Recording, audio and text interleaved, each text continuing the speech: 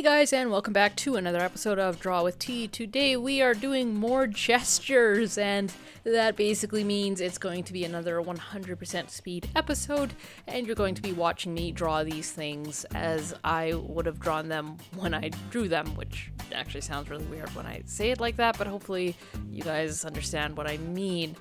This is going to be the last episode where I do this. From here on out, I'm going to package like 3 or 4 of these pages into one episode and speed them up, because I think at this point, I think we've seen it enough in this form, and I think I've kind of said almost everything there is to say about gestures. Maybe I'll think up something else in the future, but I think it's kind of an exhausted thing, but I still want to show you guys that I'm doing it, because I do think it's important.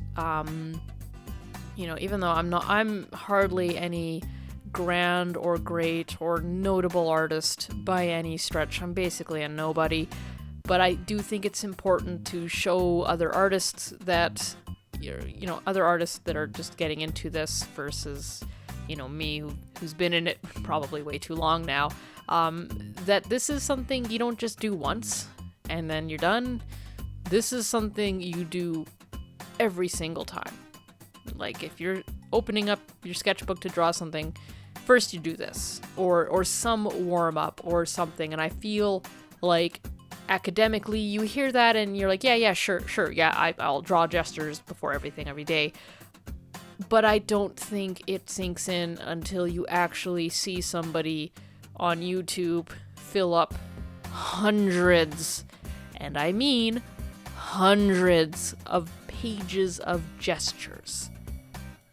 Pretty sure I've done that. As I'm saying this, I'm looking over at a massive, I believe, 2-inch thick folder, for lack of a better word.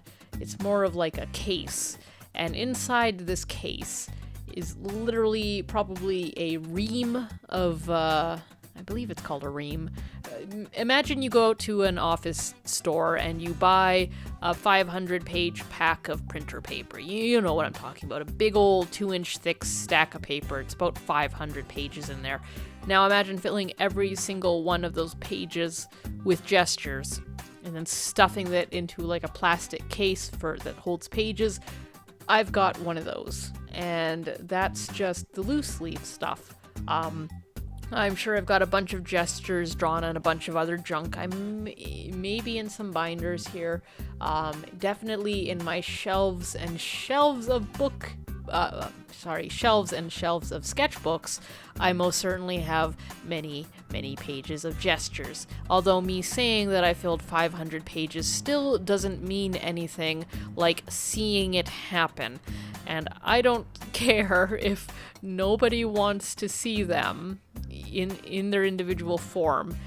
If all I can do is impress upon one artist who needs to hear it, that they need to do gestures, and then they go and they actually see me draw literally tens and tens of these pages, and then they get it, and then they do it, and then they're amazing, it'll be worth it.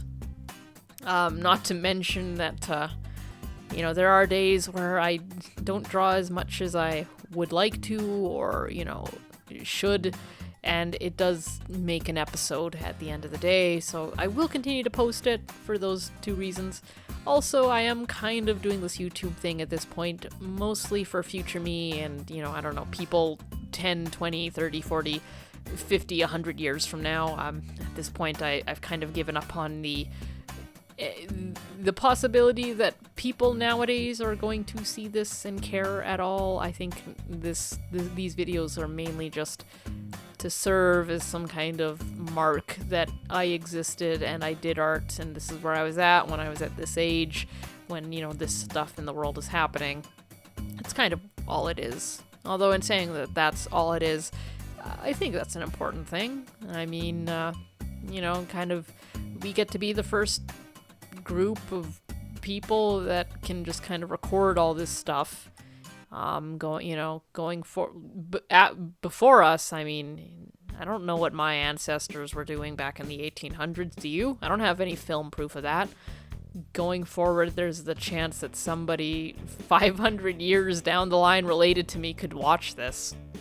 That's weird and cool and weird and cool and weird and probably not going to happen, but it could, maybe. Who knows? Could you imagine if 500 years in the future, they only have fragments of our history, and the only fragments they have are silly Vine videos. I think that's kind of hilarious, and I almost want that to happen. I want them to think that we all communicated in memes. Wait, that's kind of a thing that's already happening, isn't it? I know I definitely say weird things in public now. Well, not in public, but to my friends and stuff. I have definitely said yeet. I have definitely said lol, though I usually say lol for ironic reasons. And I say yeet to be hip with the kids because it's just such a hilarious word. How did we come up with this? How did we find ourselves here? Why am I talking about memes in the future when I'm doing gestures? I don't know. I really don't have an answer.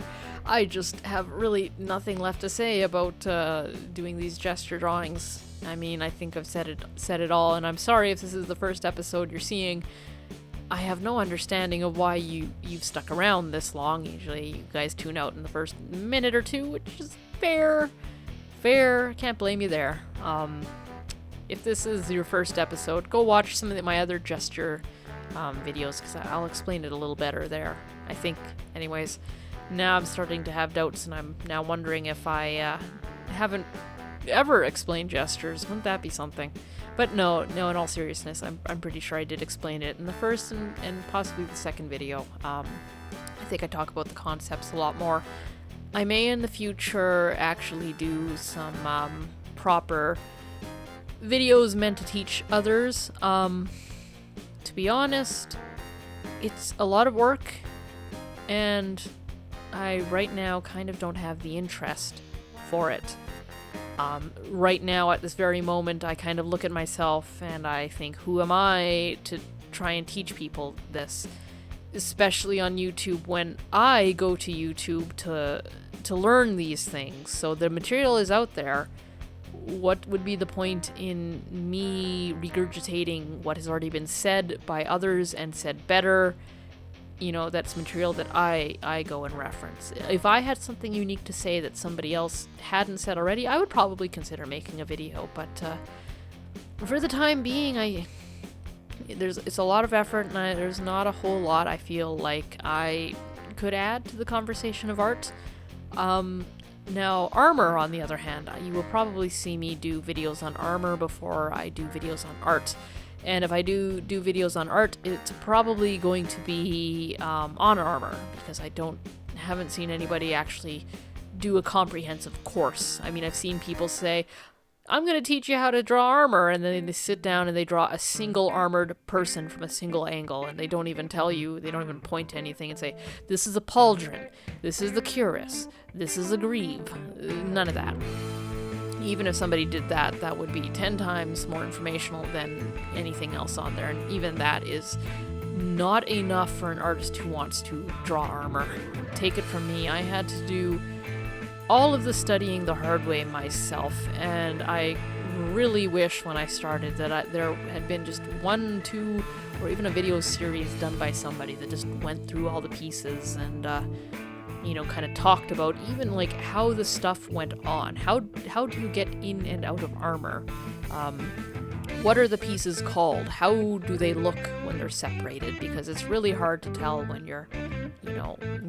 you see somebody in armor. And now when I look at it, it's very obvious to me what's what, how something functions. It's almost boring and banal, but I do remember a time when drawing armor was something I feared and something I didn't want to do and something I actively avoided, actually.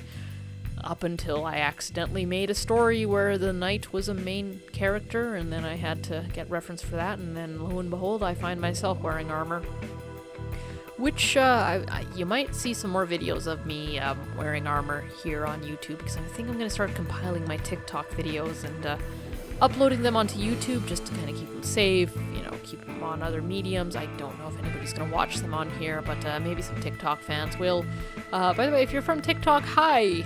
How's it going? You found my YouTube. You're here. Late into a video. Video 86. Why?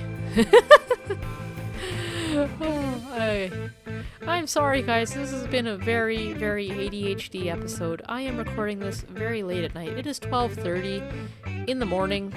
I usually go to bed quite a bit later than that, but it just so happens that if I want to record this episode and kind of get it out at a good time, then it's got to happen tonight. And I can only hope that you and future me are entertained by the randomness that has happened, so forth. But I think that's probably enough for now. It's time for this episode to stop. So like, comment, and subscribe if for some ungodly reason you enjoyed this ramble. And if you did enjoy it, please leave a comment saying so, and I might do a bit more. You probably don't want me to do more. Anyways, see you guys in the next episode.